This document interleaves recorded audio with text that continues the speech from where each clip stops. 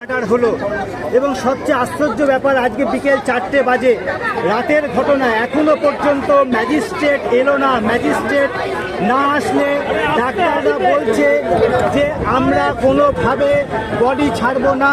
এটা ন্যায়সঙ্গত দাবি, কারণ পুলিশের প্রেজেন্সে শুধু পিএম হবে এটা কিন্তু ডাক্তাররা মানছে না। ম্যাজিস্ট্রেটের সামনে যাতে পিএম হয়, পোস্টমর্টেম হয়, সেইটা ডাক্তারদের দাবি। দ্বিতীয় দাবি হচ্ছে জুডিশিয়াল এনকোয়ারি। প্রথমে ওরা প্রিন্সিপালকে হেড করে এনকোয়ারি কমিটি তৈরি করবে বলেছিল, কিন্তু আমরা মনে করি এই কমিটি প্রিন্সিপাল চালাতে পারবে না। এটা বায়াসনেস আসবে, সত্য উদ্ঘাটিত হবে না।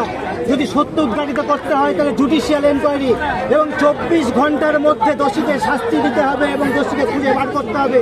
কারণ আমরা গত 30 বছরে ডাক্তারি প্রফেশনের সঙ্গে যুক্ত আছি। পশ্চিমবঙ্গের কোনো মেডিকেল কলেজে একজন ডাক্তার কর্তব্যরত অবস্থায় ডিউটি রুমে খুন এবং ধর্ষিতা হবেন, এটা আমরা ভাবতে পারি না। এ পশ্চিমবঙ্গ আমরা দেখিনি। এ পশ্চিমবঙ্গ রবীন্দ্রনাথ নজরুলের পশ্চিমবঙ্গ, এখানে এই জিনিস হতে দেওয়া যায় না। আমি একজন ডাক্তার হিসাবে আমি মনে করি এর প্রতিবাদ দল মত নির্বিশেষে সমস্ত নারী পুরুষ নির্বিশেষে সবাইকে প্রতিবাদ করা উচিত।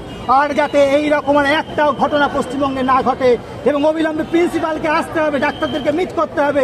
প্রিন্সিপাল লুকিয়ে বসে আছেন, ঘরে বসে আছেন। আজকে ডাক্তাররা তারা কাঁদছে, তারা বলছে আমাদের কলিগ রাত্রিরে মারা গেলে এখনো পর্যন্ত কোনো প্রিন্সিপাল আসছে না, কথা বলছে না। এখনো পর্যন্ত পিএম হওয়ার জন্য ম্যাজিস্ট্রেট নাকি আসছেন তো আসছেন, এবং এমন কথা বলছে যে দুপুর 3টে হয়ে গেছে আজকে নাকি পিএম হবে, এরকম কথা বলছে। কিন্তু আমরা জানি পোস্টমর্টেম ইজ অ্যান এমার্জেন্সি, 24 ঘন্টা যে কোনো সময় হতে পারে। এই ধরনের কথা চলছে, তাই আমরা অত্যন্ত আতঙ্কিত। ডাক্তার, নার্স এবং পেশেন্ট পার্টির নিরাপত্তা নিয়ে আমরা আতঙ্কিত। যে আগামী দিনে এই ঘটনা ঘটে তাহলে তো কোনো মহিলা ডাক্তার, নার্স আর রাত্রে ডিউটি করতে চাইবে না। তাহলে রুগীর পরিষেবাটা যাবে কোথায়? মানুষ কার কাছে যাবে? এই ব্যবস্থার প্রতিকার হওয়া দরকার।